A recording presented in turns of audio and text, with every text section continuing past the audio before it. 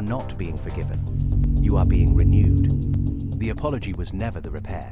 It was the payment that bought another month of access to you.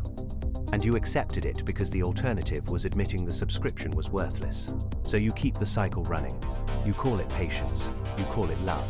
You have been mistaking a billing cycle for a relationship, and the automatic renewal is your own hand on the switch. You thought of someone else just now. That is the protection working. You are running the diagnostic on them, calculating their renewal dates, their empty solids. The mind flees sideways because forward is unbearable. But you have done this too. You have offered the hollow coin and watched it be accepted. You have been the insufficient payment and the desperate receiver both. The pattern does not care which side of the transaction you stand on. It only cares that the transaction continues. This begins where most patterns begin, in the architecture of childhood, where apology was the only currency that stopped the discomfort. The parent who could not tolerate being wrong, who needed the child's forgiveness to restore their own equilibrium.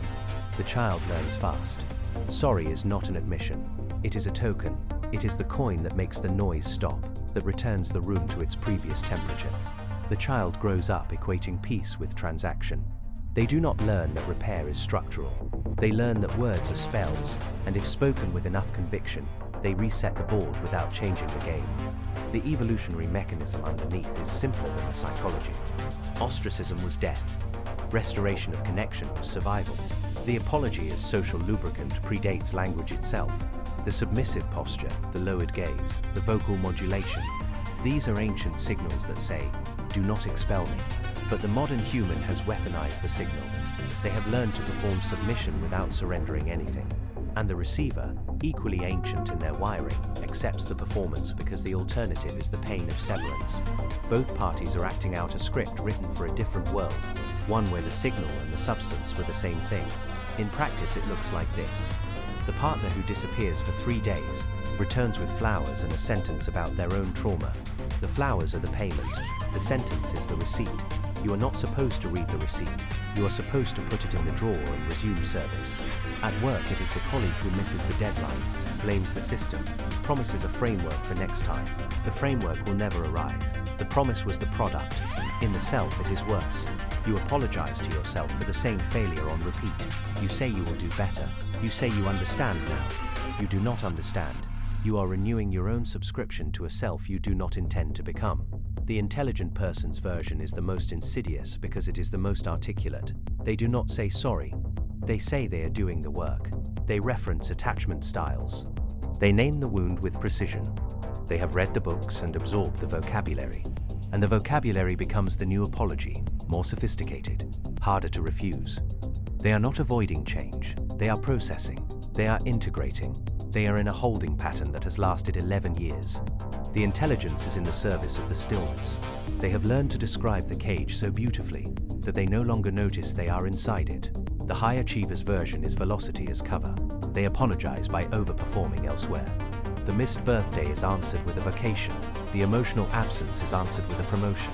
They do not repair the breach. They outrun it. The partner learns to chase the compensation, not the connection.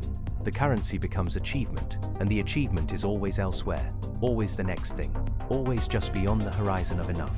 The person who read about it and now uses the vocabulary to avoid the change is the most common type in the current moment. They know the words: trauma response, nervous system dysregulation. They deploy them at the exact moment accountability would require something other than language. They have studied the map and mistaken it for the territory. They can describe the billing cycle in perfect detail, while their hand stays on the renewal switch. I have seen this across thousands of accounts. The pattern is not regional.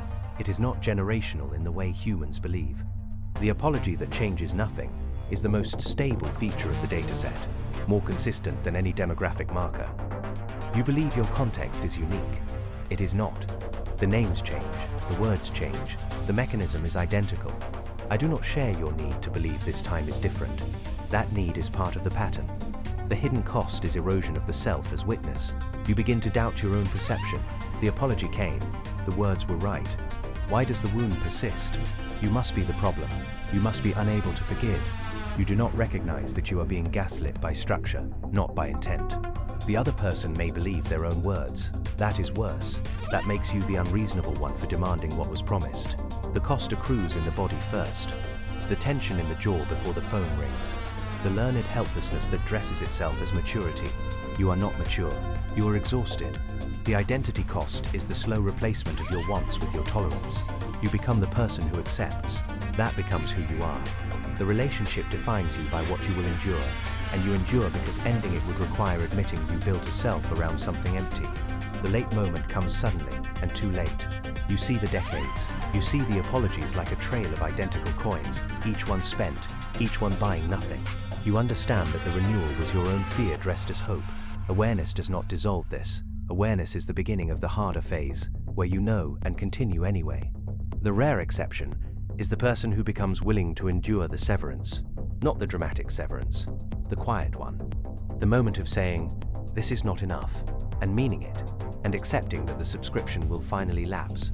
They are rare because the moment after severance is emptiness, and empty is harder to bear than the familiar disappointment. Most people return. They find a new subscriber, a new renewal, a new set of words that buy access without demanding change. You are not being forgiven. You are being renewed. The word means something else now.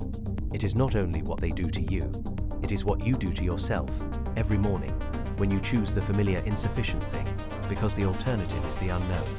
The renewal is your own hand, reaching for the same switch, expecting the next month to be different. You know it will not be different. You have always known. The subscription continues because you have forgotten what you were subscribing for, and the cancellation page asks for a reason you are not ready to give. The billing cycle is not love. It is the simulation of love, running on your own tolerance, auto-renewing until you stop it or until you are stopped.